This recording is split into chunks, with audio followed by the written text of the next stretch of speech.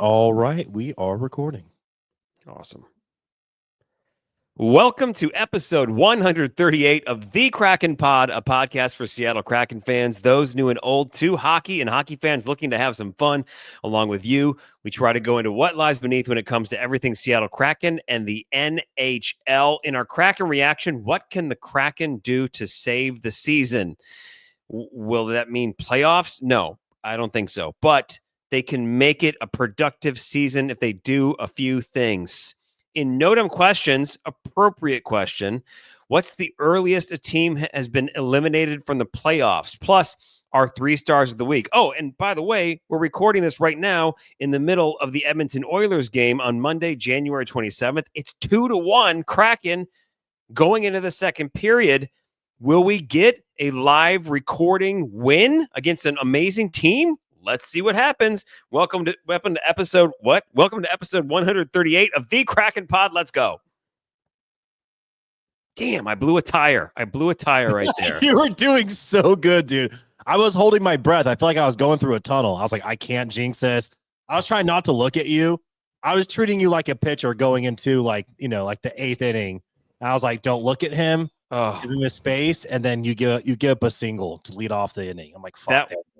That was clean breakaway, caught an edge, and it fell flat on my face and flew into the net and injured their goalie, got like a match penalty, kicked out the game. That's what happened. You pulled a Spronger 2 years ago in the playoffs versus Dallas. Do you remember that play? I absolutely do. My name's Jeff Janusik. This is my friend and co-host, Joey Cirillo. Okay, I've recovered. We're back on it. We're good. Look, we're good. We have gone through the coaster. I'm out the other side of all this Seattle Kraken misery. I'm into it. I'm back in. I'm feeling good about this team. Also, like knowing that I guess I've kind of given up any hope. Does that make any sense? Like I'm totally like in like, all right, I'm acceptance phase. Like whatever happens, happens. And I'm cool with it. I'm enjoying watching the team again. I don't know. It's a weird vibe. It could change, but how are you doing? I'm great. Thank you for asking. We have to say this really quick. We were not here last week because we dealt with the most snow in Louisiana in 135 years, the most snow in New Orleans since 1895.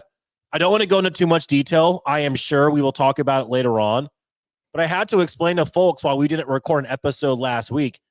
At first, I was like, oh, we're going to have a ton of time. Yeah. And then it completely fucked up my entire week, your entire week. It was a disaster. So I had to say that really quick without going into too much detail on it. It's totally weird vibes here in Louisiana because like Joey said, we've never, so like Joey's experienced snow in his life. I've experienced snow in my life, grew up around it and had it in different points in our lives. But man, when it dropped like 7 to 10 inches in areas of Louisiana. Yeah. And like it messed us up, and we know snow, you know what I mean? And like between the kids and then work stuff and working from home, like it was the weirdest week. Everybody I talked to this week, dude. Today, this is Monday, the Monday after last week. And by the way, my kids had no school all week because it was MLK Day. And then it was 4 days of no school, which was crazy. Yeah. But like today was the most productive day for a lot of people. I can't tell you, Joey, how many business people I talked to, friends, who said like I didn't get shit done last week. It was the weirdest week. So it was just a weird week. And as a result of that, I don't know about you, but got my ass kicked today in terms of work. Like I didn't even eat until like an hour ago, and it's 9:30 at night. Like it's one of those days. Yeah, absolutely. Anyways, I'm doing great, and I disagree. In fact, I'm glad you brought this up because I have no weird vibes about it. And this is going to sound really negative. I don't give a fuck. I'm just going to say it.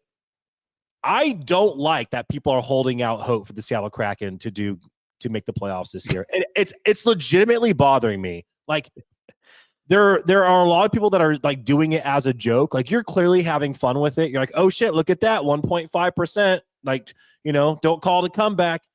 And then there's people out there who are legitimately like, I don't know, man. I still think if we stop it right now, this is not a playoff team. I would not mind if the Kraken intentionally lost throughout the rest of the season in order to get the number 1 overall draft pick and to move forward. Like this team isn't going to make playoffs. This year is over. And this kind of leads into what we're going to get into with the Kraken reaction. But I need to see things that need to start happening now to set up the future team for success. This season's fucking done. And maybe I should not tell the truth on that because people could listen to this and go, then why do I listen to you idiots? And I would say, that's a great question. I have no fucking idea. But you're here. Thank you. But you're here. So shout out to the 7 people that are listening. But I don't know, man. Like, it's a weird dynamic because I'm not rooting for my team to lose technically, right? I'm not like being like, oh man, I hope my team's really bad. So, 3 nights a week, I just watch shitty hockey. Like, that's not what I'm rooting for. I've come to terms with the reality that this is not a good team. This is not a playoff team. So them losing doesn't really impact me anymore because my hopes for the playoffs are gone. And for some reason, there's some folks out there that are still holding on to that for whatever reason. And that part of me is like, kudos. Another part of me is like, you need a reality check. Like, someone needs to look you in the eyes, grab you by the shoulders and shake you and say, hey man or woman, it's time. Like, you can let it go. Well, I agree with you 100%. I am being a realist, but I do have something to say about the Kraken potentially making playoffs this season. Oh, Jesus. And let's start it off let's get to it. The Kraken reaction. Okay, I can't believe this is happening. Hear me out. You're full Jeff Lasso. How is this possible? No. I'm just beat the Penguins. This is literally oh my God, I can't believe this happened moment. If this happens, it's like no way. This is like rattle crazy. Off 12 wins in a row. Well, here's my deal is I'm watching, Money Puck every single day. I've been tweeting from the Kraken Pod account, and people are apparently loving that we are being sarcastic. I'm being sarcastic about it. But at the same time is currently this morning, we have a 1.7 chance, according to moneypuck.com, to make playoffs this season. Okay. Here's my thing. If the Kraken can somehow get it to, if they get it to 10%, if something happens where they get it to 10% chance, they're making the playoffs. That's my bold prediction. If they can get their chances to 10% I've ever heard,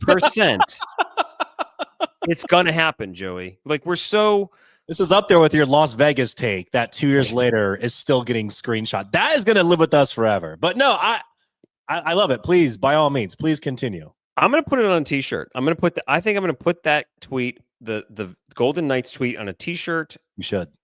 And anyway, we won't get into that now, but as long as you don't bring back a Slewfoot coffee, I think you're good. Oh yeah, that was. I slightly regret. I hate being wrong, and I slightly regret the Golden Knights tweet because obviously I just did it to get we just were riding high. I get it, man. Listen, I get it, and I understand you. And by the way, people that listen to this also do as well. That's why we have fun with it. And quite honestly, we've made friends with a handful of Vegas Golden Knights, fans as a result of it, which is fucking awesome. So it's all good. Yeah, I love where your head's at. Are you being serious right now? Are you being serious? Like, if they get up to this percentage, this is where it's at. Please tell me you're trolling me and yourself. I don't think that's going to happen. But what I'm just saying, if we can get to 10%, we can get to 100% chance. We can. I'm saying if we get to 10%, I think something's going on. If we can, we've been so not good, and we keep finding new ways to lose. But I feel like if we can get it's a big if. If we can get to 10%, I'm just saying, because here and maybe I'm feeling good because I turned the game on tonight, just getting ready to record the pod. They're wrapping up the first. The Kraken are currently up 2-1 over the Oilers, which I mentioned at the beginning of the podcast here. It's in Edmonton. The guys came to play tonight. Excellent first period. We don't often win first periods, so that's a win. We're going Undertaker, by the way. We asked for him to show up, and he's gotten 2 goals the past 2 games. He is, and we're starting off. There's 2 men in the box for the Oilers, so I believe this is a 5-on-3 power play.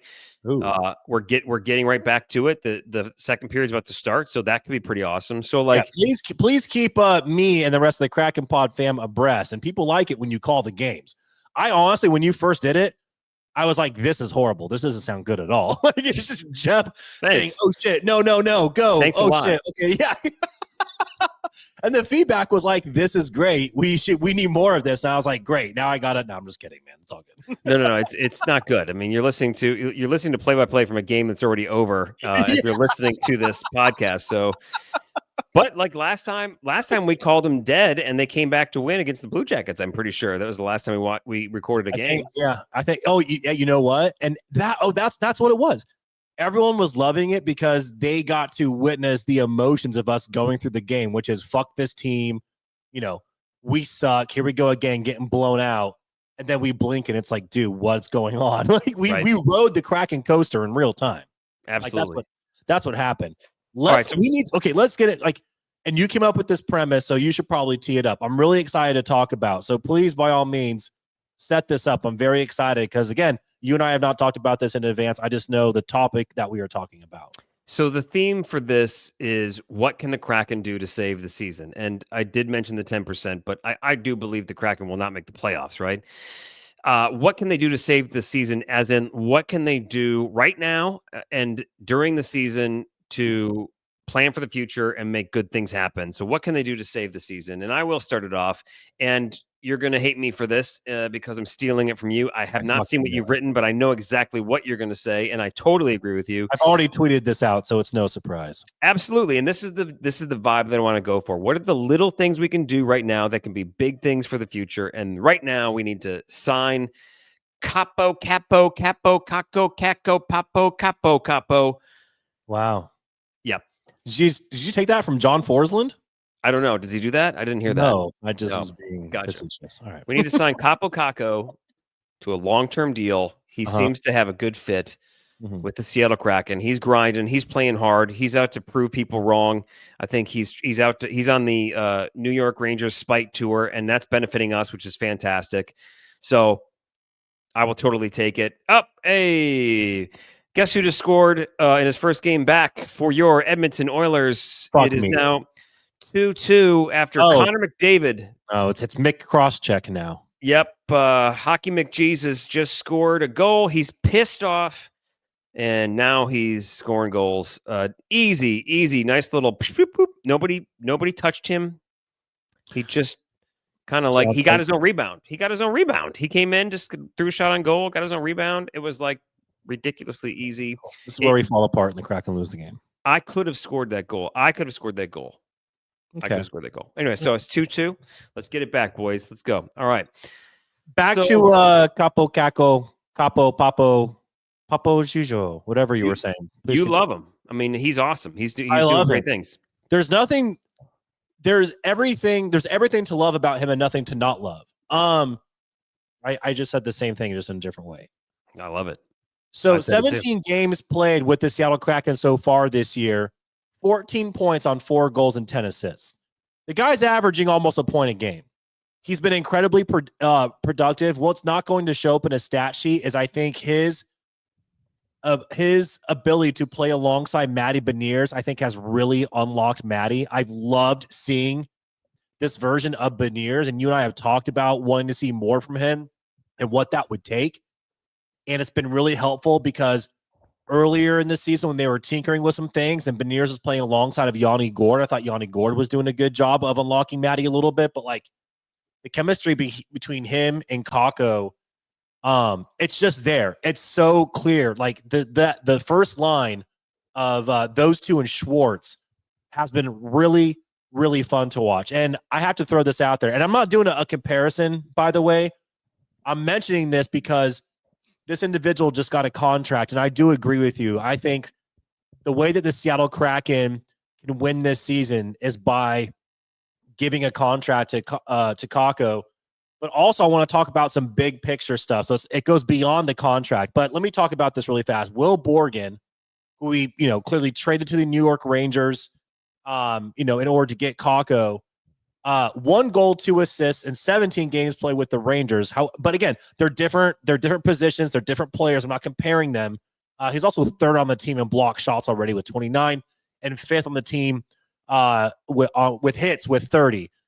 He just signed. Like, the New York Rangers fucking love him. The love affair between Borgen and the Rangers is real. Shesterkin has been vocal about his love for Borgie and his play. And when your franchise goalie comes out and starts publicly vouching for you, that's it. Like you're going to be with the team for a while. I'm happy for Borgie. I love that he's found his home. Like there's far worse places to play hockey than in Madison Square Garden in New York City and calling that your home. And he gets a 5-year, $20.5 million contract. That's $4.1 million. It's an annual average value. And I'm curious because I do think that Kakko does sign a contract with this Seattle Kraken. I do think that it's going to happen, Jeff. If you had to guess a range salary-wise for Kakko, what do you think it is? That's you're blitzing me with that question. I don't know. I know. I'm throwing you off guard a little bit, but I did kind of help you out there by throwing out the Borgen contract. Yeah, I think it's going to be similar. I mean, you have your guy who is underperformed in New York. He got traded because he was underperforming, and honestly, Will Borgen I think underperformed here, and I think we're talking 4.5, maybe 5. Okay. I could see like 5 for 5. I could see 5 for 4. I don't know. I have to do the math. I'm not super numbers guy here, so it's worth it. I think he obviously is a fit. Here's the next thing that I think the Kraken need to do to salvage this season is I'm going to give full faith for the rest of this season to Ron Francis and management, and I'm going to give them that faith. That's a bold statement because right now he's on everyone's shit list. Well, look, number one, we're riding with him right now. He ain't going anywhere right now. Like things could change in the offseason, right? But he's not going anywhere right now. And he has found a way to mix it up a little bit by trading for Kaapo Kakko. And he's given Will Borgen new life. So it was a good thing for both teams, good thing for both those hockey players. So what that tells me is that maybe that the team, the Seattle Kraken, Ron Francis and management know what their players need to thrive. So what I want them to, we've talked about this, flush the turds from the team. Who are they? I don't know. I can't tell you. Like, who are the locker room duds? I can tell you this is like Daniel Sprong. No, I don't want him on the team anymore. I think he's one of those people. He's not, so that helps. But I mean, like he needs to be like completely like out of the system, it's gone, pecan. Yeah, right? I know. I understand what you're saying. I have a bold want him around this team. Regards to that actually, and it actually might not be that bold of a prediction. But can I call something right now? Yes, I think Yanni Gourde and Brandon Tanev get shipped before the season's over. Oh yeah. That is definitely. I don't think that's that bold of a prediction. No, but it's hard for me to say that because these are two guys that I have really grown to love. Oh yeah. If you want to look at when their contracts expire, you can view these as two vets who are on a rental at this moment. And I'm going off the top of my head, so I could be wrong here. I believe Yanni Gourde is a $5.6 million cap hit, and I think Tanev is like around 3.1. I think you're right. Yes. So you're looking at like 8.5 plus 8.6 million in cap space. It's going to get freed up. But if you're not going to extend these guys past the season, and if I just think that now is the time to really jump on it. And I know that Gourde has had his issues this season with injuries. The past season it was Tanev. But these are two grizzled veterans who play really hard. And again, Stanley Cup experience means a lot. And the rest of the NHL knows that. There's going to be a team that would love to have one of these guys on their roster. And I think that they're going to get shipped. That's going to be really hard for Kraken fans to swallow. I'm waiting for that to happen. There's still some time, but I'm just kind of counting down the days until those moves are made official. And the big reason why, and this is the big picture thing that I mentioned earlier.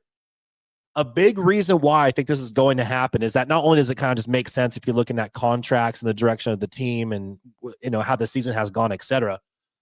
But I think that the move with shipping Borgen and getting back Kakko and getting someone a little bit younger and trying to work on your scoring, etc. I think that has helped the franchise and Ronnie Francis understand not only where this organization is now, but a clearer picture on where the organization needs to move forward and what direction they need to go. And that direction they need to go is they need to let go of some veterans and start bringing in younger talent with a somewhat higher ceiling and start really allowing these guys to play and gel together, because bringing in these veterans has not been the move for the Kraken. It hasn't transpired into anything, and we need to abandon ship on that plan. So I'm all for it. That day will be hard because we love these guys, but if it allows us to free up cap space, get some draft capital, I'm all for it. So that's what I'm anticipating. That's why I think big picture needs to happen with the Seattle Kraken.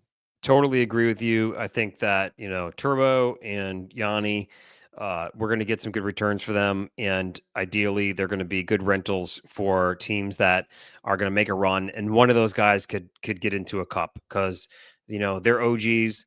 Love those guys. We'll always have love for them. Want to see them succeed. They're getting older. They deserve a chance at, getting another cup in there.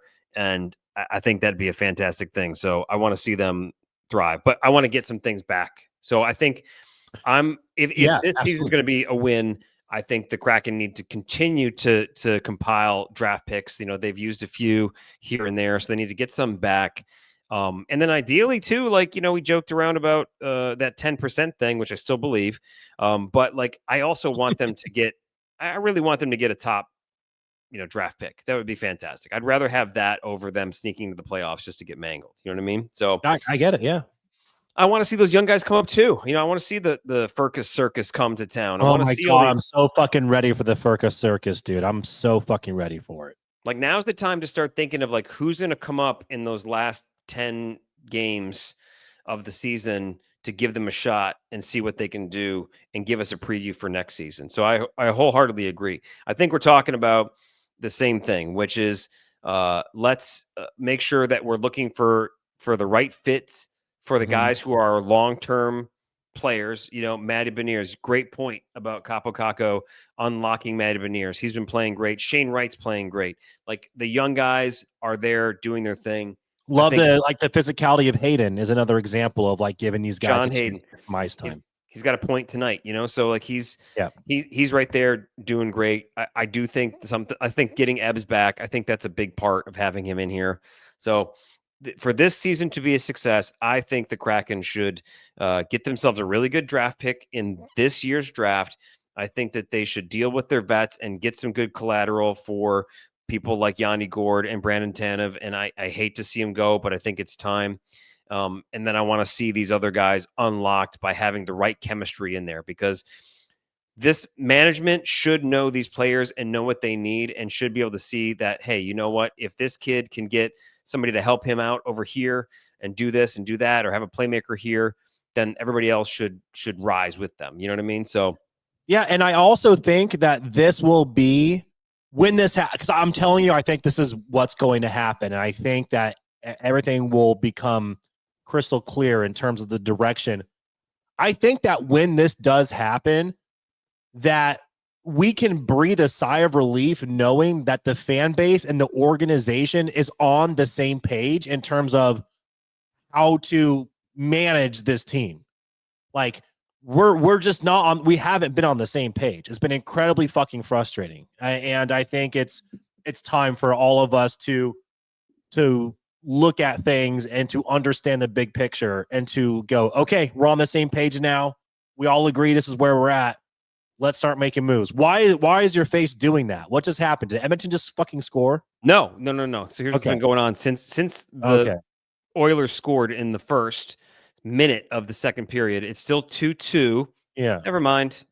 Wait, did he just hit the post? What just happened? Who hit the post? So it's 2-2 about halfway through the second. The Kraken were getting outplayed for the first 8 minutes of the second period, and now it's more even. Okay. The Kraken almost scored a couple of times, but then the Oilers just came back. I don't know what just happened. I don't know if they hit the crossbar, but as I was saying, the Kraken were playing better against the Oilers. Something happened where the puck went right. I thought it was a goal. I was ready to say, "Oh, okay, yeah, they just scored to go up 3-2." God damn it, they did just score. By the way, this is Joey Decord's 10th game in a row. Why the fuck are we riding him so hard? Why can't Gru get some time in the net? This season is over. It's a wash. Like, No, I don't understand why we're riding this kid so hard. I really don't understand it. And as a fellow Joey, I need to stand up for my Joeys out there. It's too much. This is one of the Joey. This is one of the weirdest sequences I've seen in a Kraken game in a long time. Well, that's So they're saying a lot because Kraken shit's very fucking common. So number one is the only reason the Oilers are beating the Kraken right now is a lot because they're super talented, but they just keep finding ways to get odd man rushes, and that was the weirdest sequence because the Kraken almost scored. It goes down the ice, and there was a cross ice pass. It did hit the crossbar. I did just see the replay, and then it came back down to the Oilers, and then I don't know who bombed it to Corey Perry, but he was like all alone. Nobody was close to him. It was like it was a shootout at the end of the game. He walks in and puts it 5-hole and Joey Decord. So now it's 3-2. But if you're going to go backwards and watch a 2-minute sequence in any Seattle Kraken game, you might have to watch that, dude, because that was really wild what just happened. So the Kraken are still playing okay, but man, they just keep giving up odd man rushes. It's like for them to get any offensive chance against the Oilers, they have to go all in. And that means that there's nobody back there, and the Oilers are going to kill you on odd man rushes and make it count. So it's 3-2 Edmonton Oilers, 9:46 in the second. The Kraken had not gotten a shot on goal, and now it's a little closer. It's 21 shots on goal to 17 for the Oilers. So yeah, listen, rest in peace to the first period Kraken. We hardly knew ye. You know, this is one of those things. I don't know, man. Like, the game isn't over. And again, people are listening to us by the time this comes out, talk about a game that already happened. But we're riding the Kraken coaster, and this is usually how it's been for almost, every game of the season so far. But Kraken shit is also what you and I talked about this like 2 years ago specifically, where we were like always at the forefront of like some cataclysmic or whatever, some NHL news that could very well like impact games. And of course, the game that Connor Crosscheck comes back after his suspension is against the Seattle Kraken. And guess who ties the game up? Mick Crosscheck. And now, they're up 3-2 and the Oilers are clicking. So I'm not surprised that they're starting to find their groove because, they're a good team. The best player in hockey is back, and we just so happen to be facing them tonight. So it is what it is, man. Last thing I'm going to say about this game right now, and you're right, is the difference between the Seattle Kraken and the Edmonton Oilers, and like being like one of the worst teams in the Pacific and being one of the best teams in the Western Conference and the Pacific. Yeah, is the talent level, and you can see it in the crisp passing, and you can see it when there's a rush down the ice by the Oilers. There's always somebody going to the net at the perfect time, giving whoever's on the wing an awesome chance to send a puck across where somebody will get a puck on net. Go to the Kraken doing the same exact thing, and they kind of fuck a pass here and there, and they need an extra special bounce to get to somebody's stick. And if it does, it might be a whiff or something like that. Whereas the Oilers are talented enough and skilled enough to where they have passes with intention and they know what they're doing to get it to the right spot because somebody knows how to get in the right spot. Hockey team and talent. And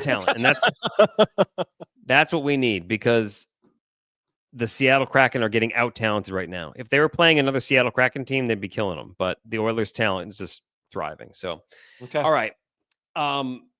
There's something else I want to bring up about the draft and not making playoffs, and that's going to come up here soon in No Dumb Questions. Their first time having that back in a little while, which I'm pretty excited about. But first of all, DraftKings Sportsbook. We got the big game, the Super Bowl coming up in just a couple of weeks. That's going to be exciting because I'm pretty sure the Kansas City Chiefs are just going to win again. But it's fun to make some bets on that game, and I'm going to definitely do it. I need to get some wins, man. I have definitely drained most of my DraftKings Sportsbook stuff as far as like my budget. So like my betting budget is definitely gone downhill. What you need to do with DraftKings Sportsbook, official sports betting partners of the NHL, and of course, proud sponsors here of the Kraken Pod. New customers can get $200 in bonus bets instantly when you bet $5. Okay, that's like basically free bets. You bet $5 of your money, and DraftKings gives you $200 in bonus bets. It's awesome. So download the DraftKings Sportsbook app. Use code THPN. That's code THPN for the Hockey Podcast Network. We're proud members of that network. For new customers, get $200 in bonus bets instantly when you bet just $5. Only on DraftKings Sportsbook. The crown is yours. Gambling problem? Call 1-800-GAMBLER and then see our show notes for details. And if you are looking to go to a hockey game, if you're looking to go to any sporting event, going to a concert, you've got to check out Game Time. Game Time is the best way for you to find the best seats to the best live events. Go see a hockey game. They have amazing tech that's going to help you see exactly where you're going to sit in the stadium or wherever it is you're seeing a show. You're also going to be able to check out all-in pricing. Nothing worse than using a ticketing site or a ticketing app, and you're looking at a price and you go to check out and you realize the tickets are like $400 more than you expected. Lowest price guarantee. Game Time will credit you 110% of the difference. They have a lowest price guarantee. So make sure if you're going to go see something, if you're going to go to a show or go to a game, you have to take the guesswork out of buying tickets with Game Time picks. Download the Game Time app, create an account, use code THPN for $20 off your first purchase. Terms apply. Again, create an account, redeem code THPN for $20 off. Download Game Time today. What time is it?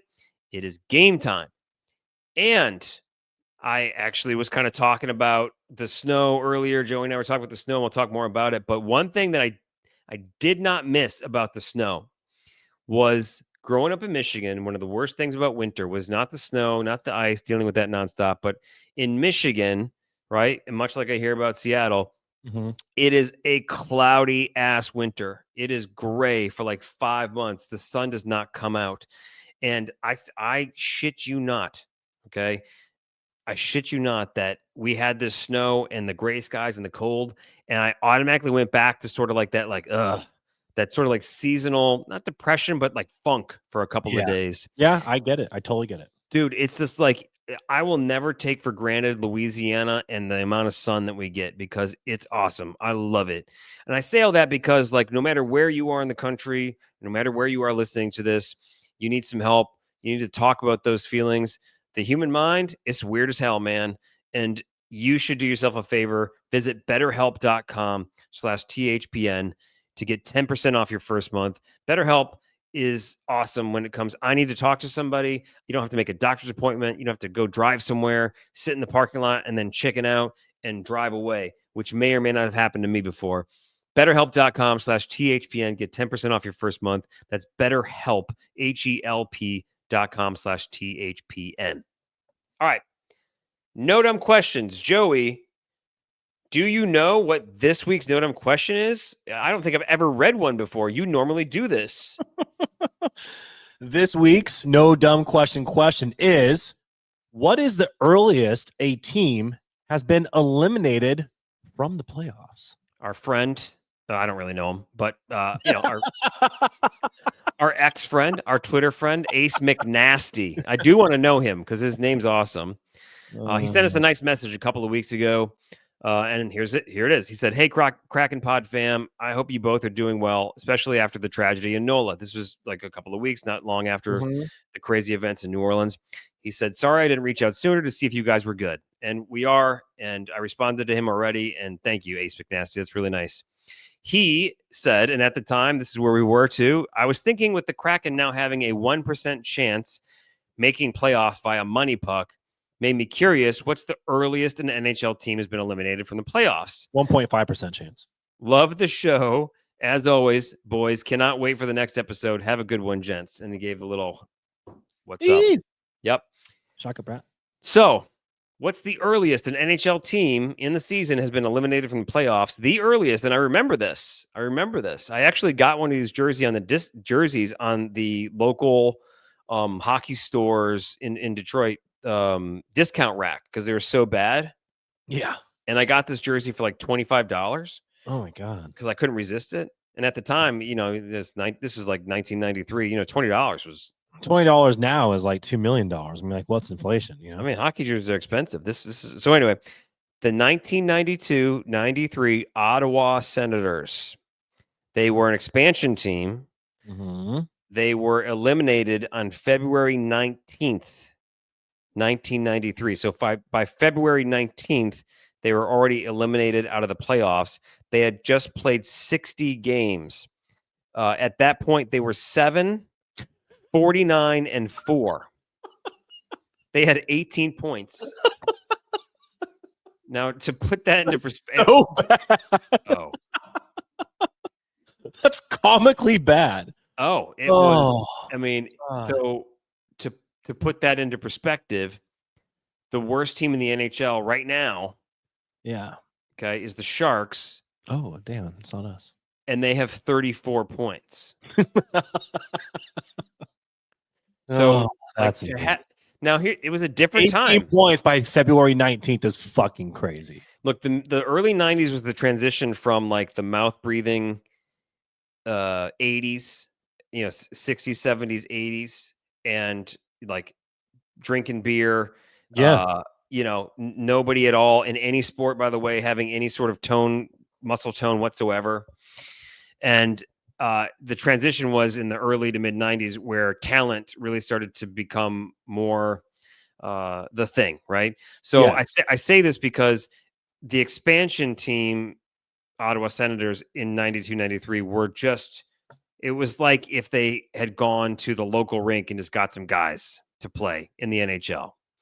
And it was not good. They were historically bad because they had nothing. They had nothing at all as far as talent. So like they were just like literally, positioned to be horrible. They were like, because like really only I would say 30% of the league were like elite players, right? The rest were really amazing hockey players, still some of the best in the world, but like not like today, where like these guys, Wayne Gretzky was still Wayne Gretzky and still was like one of a kind, one in a million, and will always be that person. But it just wasn't the same. So the Ottawa Senators, they were pretty bad. And they went on to have the number 1 pick in that draft, who ended up being a bust, but he did all right. Alexander Dag, he did okay for a while for the Senators, but they got the number 1 pick. Now, I wanted to point out that the next 2 teams, okay, so like the second team, so the next team to get eliminated earliest was the 2015 Sabres. They were eliminated on March 8th. Okay. And this was in 2015. Mm-hmm. What did they do in the draft? Who did they draft at number 2 that year in the 2015 NHL draft? Jack Eichel changed the franchise, right? And almost got them somewhere. And then after that, the third. And he got Vegas a cup. So there you go. He did. So the third, the 2016-2017 Colorado Avalanche, they were eliminated on March 12th, 2017. Who do they draft at number 8? Cale Makar. My God, dude. So I say those things to say back to what we were talking about and going for the youth and finding the right fits for the Seattle Kraken team, as I do want them to tank. I do want them to have the chance at a top 5 pick. I'd rather stack that up and go through this for another couple seasons to build something more long-term. And I hope that, obviously because I know the brass, the higher ups at the Seattle Kraken listen to this podcast, and they cannot wait. Ronnie right now. They know Ace McNasty, and they appreciate that, and they know this Notem question, so let them know. So, Ace, awesome question. Yes. That gives me some draft hope for your Seattle Kraken. Agree. All Fantastic, right, Jeff. Thank you. Let's move on to our 3 stars of the week. 3 stars of the week is where Joey and I talk about things that have been happening in our personal lives, and we rank them. Sometimes good, sometimes bad. Joey, what's your 3rd star of the week? Well, Jeff, my 3rd star of the week is exactly what your 3rd star of the week is. It's Snowmageddon, Snowpocalypse, Snowgate. Yeah. I don't have any more names for it. But, dude, I mean, like, people might listen to the podcast and be like, oh, you guys couldn't hop on a mic and talk about hockey for 45 minutes. Like, actually, everyone's schedules were completely fucked. As someone that moved to New Orleans from Colorado, the 10.5 inches of snow that New Orleans got was a big snow day, not just for like the South. That's a big snow day no matter where you live in the United States. Like, that is a fucking ton of snow. The reason why it shuts everything down here is because, again, this is the most snow that we've had since 1895. This is not something that New Orleans or any of Louisiana is equipped to deal with. We do not have snow trucks or plows. We do not have salt to, salt the road. Like, we have none of that. So when this shit hits, we're kind of just like, well, now we have a ton of snow. And then it was freezing for like 3 days in a row. Then everything turned to ice. I sent you the video of there's a street in New Orleans, Canal Street. That's the main street throughout New Orleans that goes towards, the heart of downtown and all of that.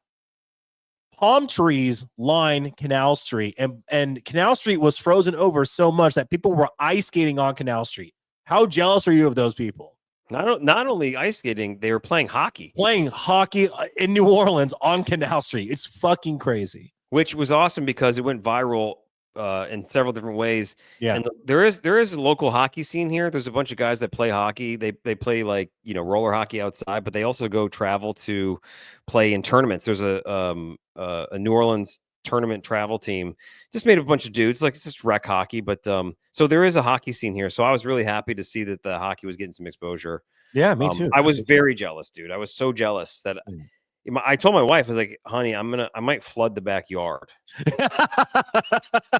And she was like, you're not going to do that. And I said, no, I'm not going to do that. You're right. It'll probably kill the grass. So, but I was very jealous of that. And, yeah, Joey, until you listening more than likely, probably grew up or currently live in an area where there's snow. Most of you that listen are in an area that experienced snow. For an area that never, ever, literally ever gets snow.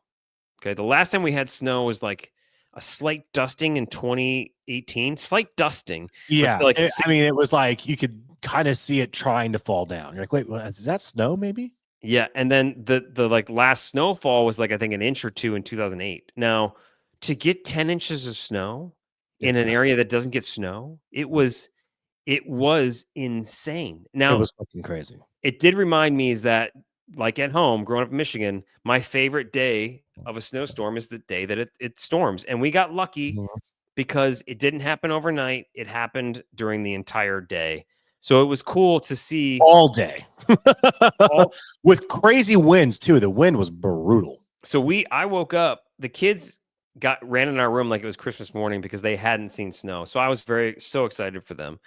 But like, one of our kids came in the room and is like 6 a.m. and like I stayed in bed for another 20 minutes. I get up and 2 out of 3 are dressed in all their snow gear that we had set up. They're like, we're rolling, let's go. So it was so awesome. So they went outside and they played in the snow, and that was what we did all day long. And it just kept dumping down, and like it was so cool because we live on the golf course, so like it was like we lived in like a snow Hallmark movie thing. It was so cool. So we just played out all day. I also want to say this is, I got to give credit to my parents because I now finally know what they experienced year after year after year.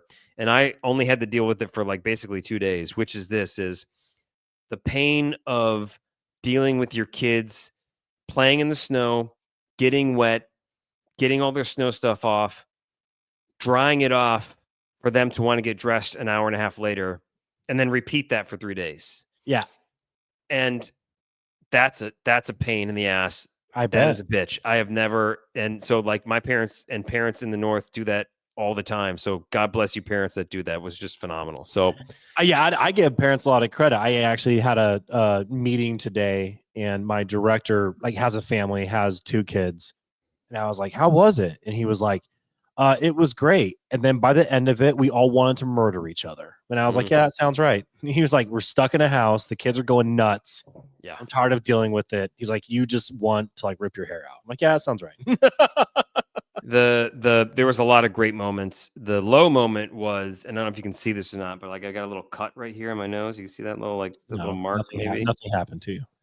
No, so I do have a cut. I was working. There's a little hill behind our house on the golf course, really on the out of bounds. We were told to stay off the golf course, which we did.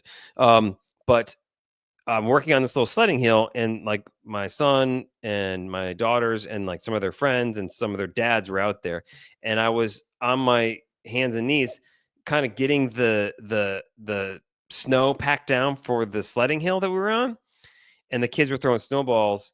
And Ford, I didn't see this. He threw a snowball at my face.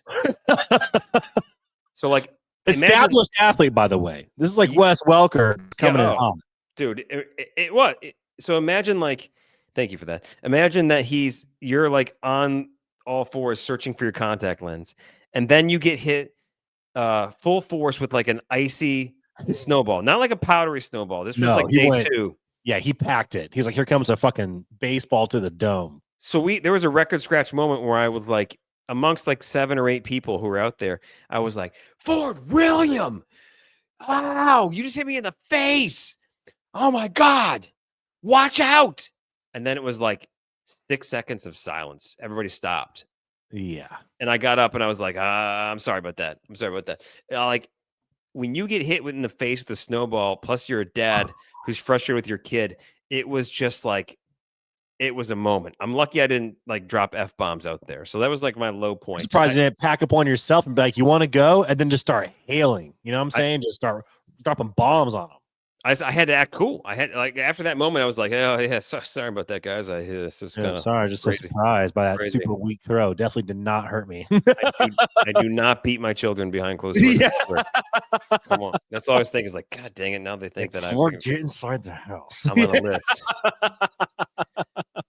So anyway, we had a blast though. We were also we were out in the golf cart, by the way, in the oh nice, sounds super safe.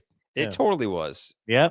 Not the worst thing I saw. I saw kids getting dragged behind, pickup trucks. Wow. I'm about to call CPS on your entire fucking neighborhood. On inner tubes. It's Louisiana, dude. Everybody's doing it. But it was. No one cares. CPS is probably there with you. Snowpocalypse, Snowmageddon, crazy was absolutely nuts. So that's both of our number 3.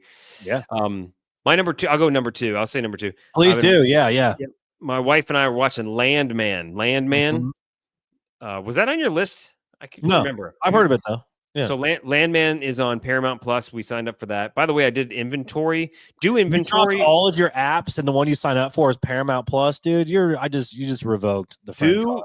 Do inventory on all your streaming services, Joey. For you, dude, you listening. I have a running list in my head. I know exactly where I'm at. We're good. Okay, there's a lot of people. I'm sorry, we're not as organized as you. Some of us have children that we have to chase around. Sounds exhausting. It's true. Anyway.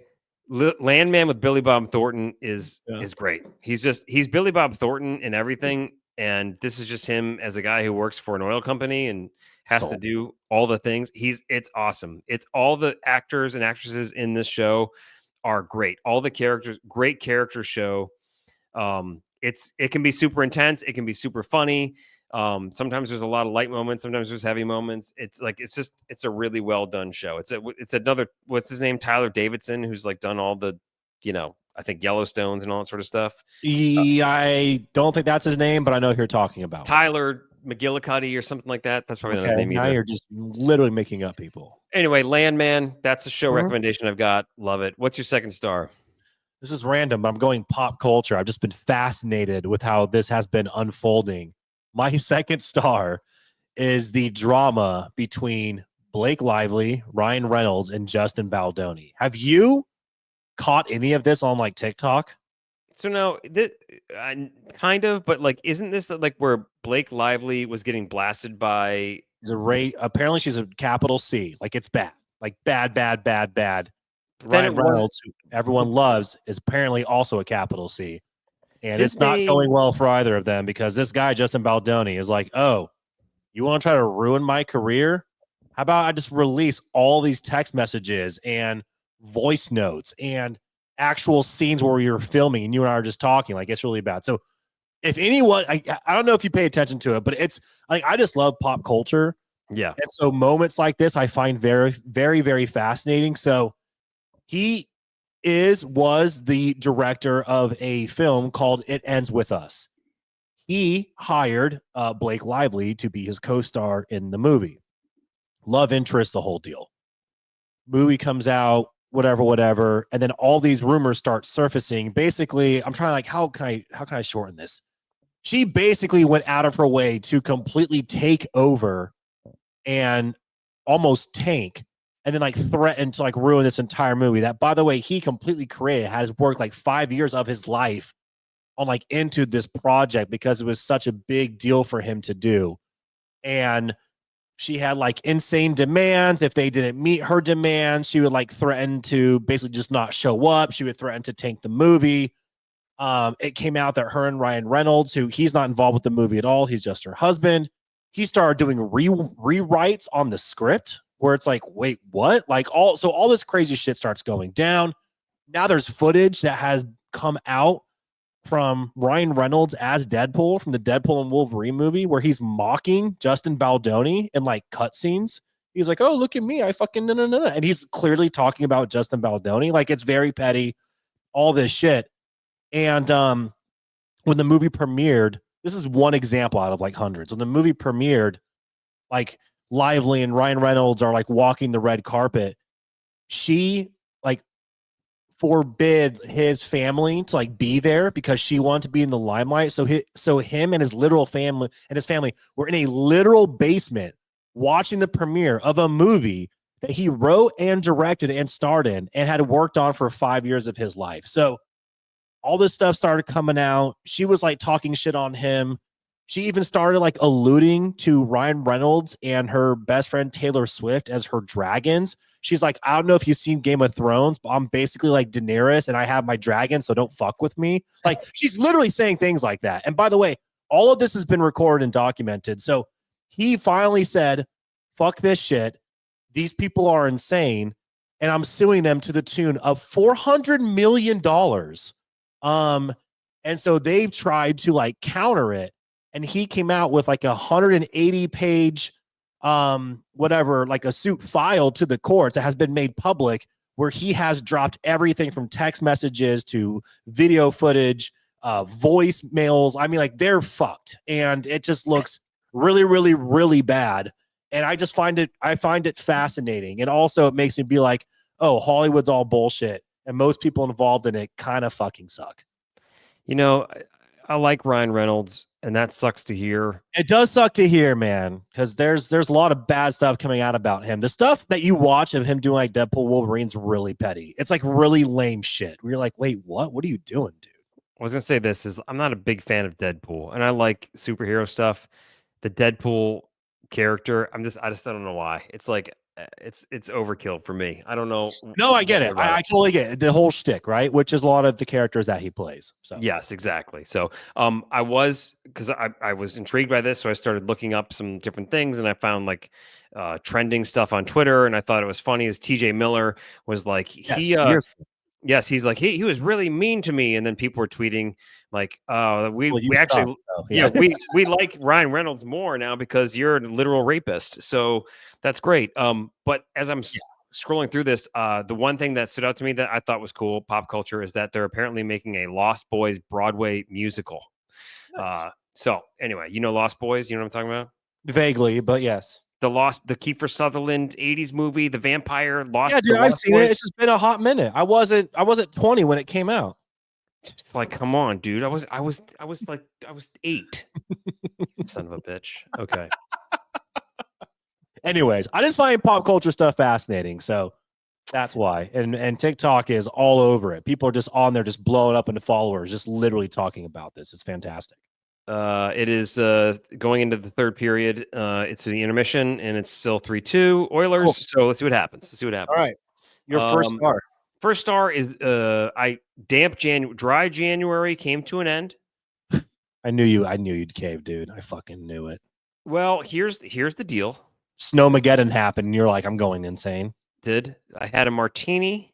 All right, that was the first. It was on Thursday of Snowmageddon, and then I had a glass of wine after that.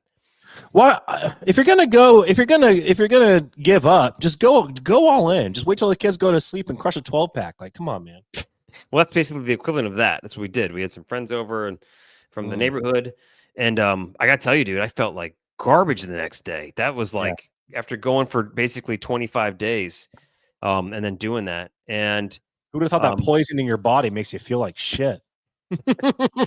over the weekend, I did have like a beer here and a beer there. So that's it. It's only been a few drinks, but I'm doing it because February is over this coming week, Saturday, and we're January, going to. but yes. I'm sorry, January. February 1 is this Saturday coming up. We're going to a Mardi Gras ball. And the theory my wife and I have is that like we can't go into the Mardi Gras ball, celebrations like just ripping the Band-Aid off and not having any. We kind of have to train for that a little bit. You know what I mean? I mean, I agree. If you go in there completely dry and then be like Mardi Gras ball time, one of you guys is going to be like, hold my hair back. You know what I'm saying? Yeah. Yeah. So that's why I just wanted to put that out there. Okay. You don't got to justify your actions to me. It's fine. I know you judge, so I just wanted to let you know. All right, so I judge you when you're not drinking. That's the sad part. Yeah, right. Like I'm going to try January. I'm like, what the fuck? I literally didn't drink through, I would say, a stretch of history where I would say Louisiana may have drank more than they ever drank, being stuck at home because of snow. I mean, listen, man, it's like I had a couple brewskis that, I mean, like there was a day where middle of the day just started making hot toddies. Like, yeah. Oh, yeah. The weather outside is weather. And I'm just like, you know what? Like, we're going to start, like, it's nice and chilly out. You know, it sounds great. A hot toddy. There was one night where, dude, and honestly, like, I love snow days. And I was tweeting out some of my snow day love. But there was one night where, like, I attempted to take a bath because I can't fit in it because I'm too fucking tall. But, like, I took, like, an Epsom salt bath while drinking a hot toddy and just listening to podcasts. And I was like, awesome. And then I got out and I was like, you know what I need right now? Another hot toddy. So I had another one. And then I ate a cheese board in bed while watching a movie. I'm like, dude, fucking snow days are awesome. Yep. That's exactly right. That's ultimate relaxation mode. I'm just like, fuck this, Yep. Like middle of the day, getting some work done, just cracked open a Corona and started drinking it. I'm like, fuck it, why not? I know. When it was snowing on Tuesday, I did think about cracking into that. But and then of course 2 days later I did. So I should have done that at that time. So the hot toddy was the move, dude. It was such a perfect drink for what was going on. I had just enough bourbon for it too. It was great. Now I want one. Okay. You're like the devil on the shoulder. What's your first star? My first star is just the Super Bowl. It's coming to New Orleans.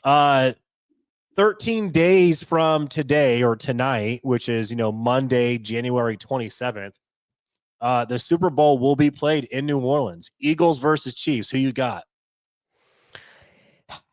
My head says the Chiefs win again, and I don't like that. My heart says Eagles, and I don't like the Eagles. But I'm, everybody wants the Chiefs to lose, but I think they win it. I think it's going to happen. I can't. It's hard. I'm the same way as you, where a part of me is like, go for the Eagles, man. Like they can do this.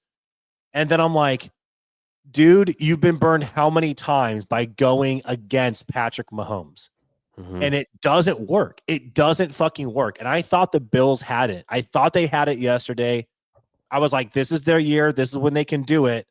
And once again, man, Kansas City finds a way to get shit done. Like they're just that team. Like I don't know what it is, but I don't know. I mean, I wouldn't be surprised if it goes either way, but I would not bet against Kansas City anymore. I just know that from a person that lives in New Orleans, from a marketing standpoint, I don't know about you. There's another part of me, as fun as this whole thing is going to be, that I am already very excited for it to be over because this city is completely bonkers right now. Like half the streets are shut down. They're just doing everything everywhere. Like it's going crazy.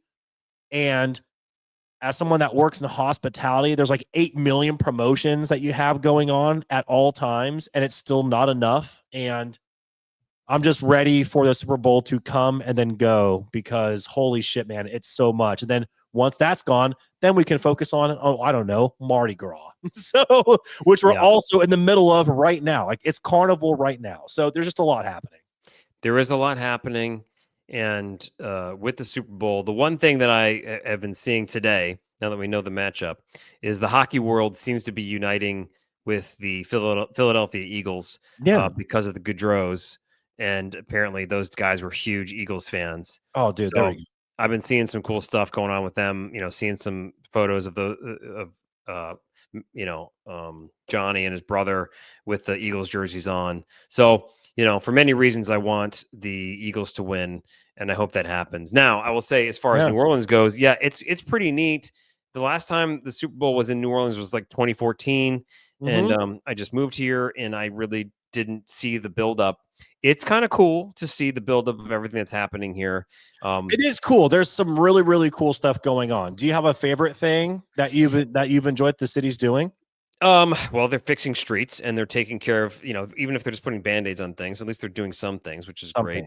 Something. Yes. Yeah, it's different for you because you actually work in it. You actually work in the quarter. It took me 45 minutes to get to work today, and I'm a 10-minute drive away. Yeah. Well, I just told we work not too far from downtown. I just told like my employees, my team, we work in social media. I was like, hey, look, just so you'll know, because they're not like super big sports fans. I was like, look, you all have to be paying attention to what's going on, like starting this week, especially like this Thursday.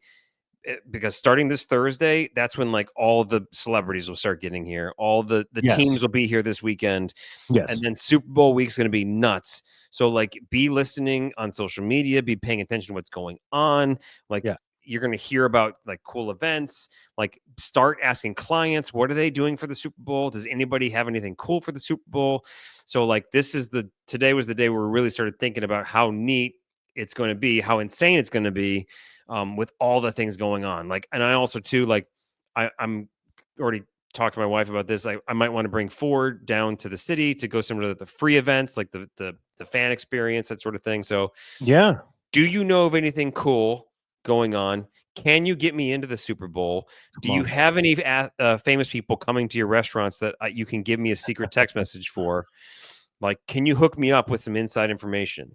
There's some really cool stuff going on that's absolutely free that you just have to register for. The Guy Fieri, you like that Fieri? Yes. He has a giant tailgate that's free at Mardi Gras World Super Bowl weekend. I think it's on Saturday. All you have to do is register and it's free. This is a big one that not that many people are talking about, but I think is going to be fucking awesome. Is Complex Magazine is basically hosting like their own version of like a food hall, but they're doing it with like the cream of the crop bars and restaurants in New Orleans, and it's also free. All you have to do is register to go. And like the restaurants that are participating are like Akamaya, Brennan's, and like the bars that are participating are like Jewel of the South. Like it's literally the best restaurants and bars in New Orleans. Again, these are things that you can just register for free. Things that I plan on going to that are not free. The Sports Illustrated party. That's going to be fucking insane. What, you bastard? That's going to be a good time. As far as the game, I've been offered to go to everything except for the game. Like getting a pass to that is really, really not easy. So working that angle, I doubt it'll happen. But both teams that are in it, I really don't give a shit for, if I'm being totally honest with you. Pepsi has a big, which, fuck Pepsi. I'm a Coke person, but Pepsi has a big thing. Damn. Waldenberg Park. Yeah. By the Mississippi. They're doing a big thing there, and it's a free like food and drink festival as well. So you can go to that. That actually might be the best one for like you and Ford to go to. Outside, very family friendly. That and the Guy Fieri tailgate, I think will be the two best options. I think the Complex Magazine one, based off like the bars and stuff participating, might be like a bit of an older crowd, whereas the other stuff is definitely family friendly events.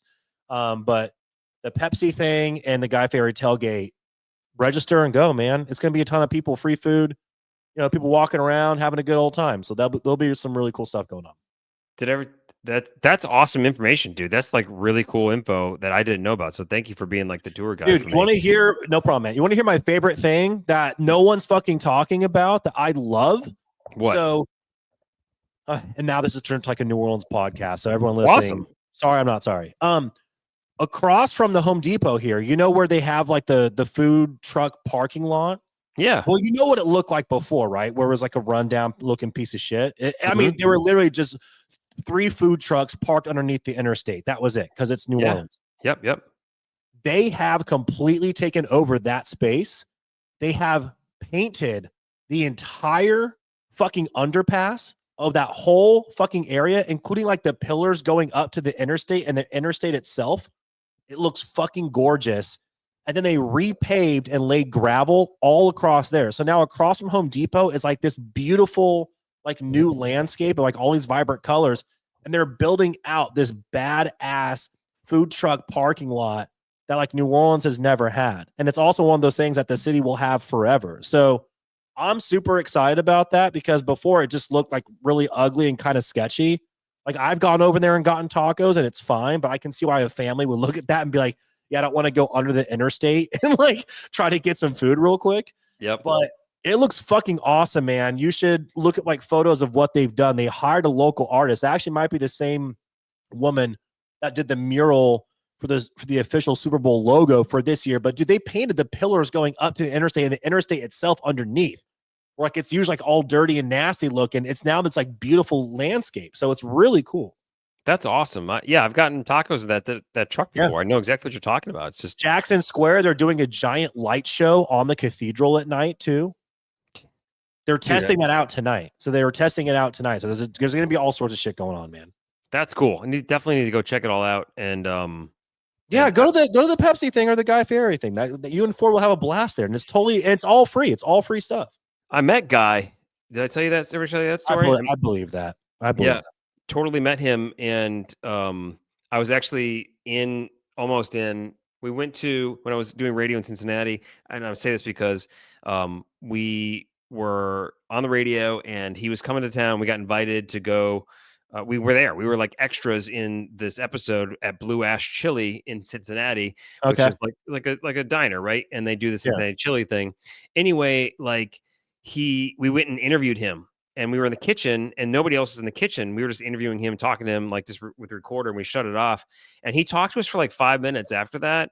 Okay, he was the most awesome dude. Like he was like. He's like, what are you guys doing? Like, what's going on with y'all? And like, we're doing this radio thing. We're trying to make it and trying to get bigger. And he's like, dude, like, just, he gave us like this awesome pep talk that was like nothing crazy, but he was like, look, this is all I've been grinding my whole life. I just like, I just keep, trying new things and keep pushing, and all the stuff that makes me uncomfortable. Just like, you just keep doing it, keep going, and like, keep trying to do new things and put yourself out there. And like, you'll just keep finding your way. Okay. And it was like, and like, he signed like a poster and he signed all the stuff for us. And he said, and I'll never forget this, and it was an amazing moment. Like, I love Diners, Drive-Ins, and Dives. I loved that guy before. And then I met him. I was like, this is a really cool moment for me. Mm-hmm. And he was like, you know what? I just opened, a restaurant. I got my restaurant in San Francisco. If you ever come to San Francisco, like, dude, just like call this guy. And he gave us like this number, and like call him, and like, I'll get you in my restaurant and da da da da. I was like, yeah. I was so freaked out that I just so happened to completely forget to tell him that I was going to be in San Francisco like in 3 weeks. And dude, that was a perfect setup. It was like, or maybe like a month or two later. And then like, I totally didn't get the guy's name. I didn't get the person. And I was like, totally missed it. But anyway, long story short is Guy Fieri's awesome dude. And I totally want to do that. And you just gave out like some awesome insider info. Yeah. And again, I know I repeat myself, man, but again, family friendly, free, register. Like you go onto their websites and all you got to do is register. You should go check it out. And also, like, once in a lifetime stuff. Now, getting down there might be a pain in the ass, but walking around, it's going to be a blast, man. Everyone's going to be having a good time. Yep, I'm with you, man. All right, well, dude, get some rest. I know you got a busy week. I'm excited to hear how things are going and get more Super Bowl inside info. Please tweet some stuff out, okay? Tweet some stuff out from the Kraken account on that. And I was supposed to go to a Pepsi event this Wednesday, and I bailed on them. Oh man, it's supposed to be last week, and they moved it to this week, and this week is too busy. Like, we're too close now, and so I was like, hey, I'm out. I'm sorry. Oh, Seattle news, by the way. Costco is officially ditching Pepsi at their at the Costco food counter. They are. And they're going to Coke. They're going back to Coke. Costco dog and a Coke, man. That's just going to hit different. I'm telling you right now, it's going to be delicious. Yeah, sorry, Pepsi. Diet Pepsi just ain't it, man. All right. Well, hey, have an awesome week, dude. Kraken currently, they just blew a power play chance. It's 3-2, but they are putting some heat on right now. The Kraken are it's 14 minutes left in the third, and the Kraken are going for it right now. So they're putting shots on net. They got a shot. So we'll see what happens. Hopefully they can pull this off. So let's get a point tonight. All right. Have an awesome week, Joey. You have an awesome week. Thanks for listening. We appreciate you. We'll leave you with the Kraken Pod Chirp of the week.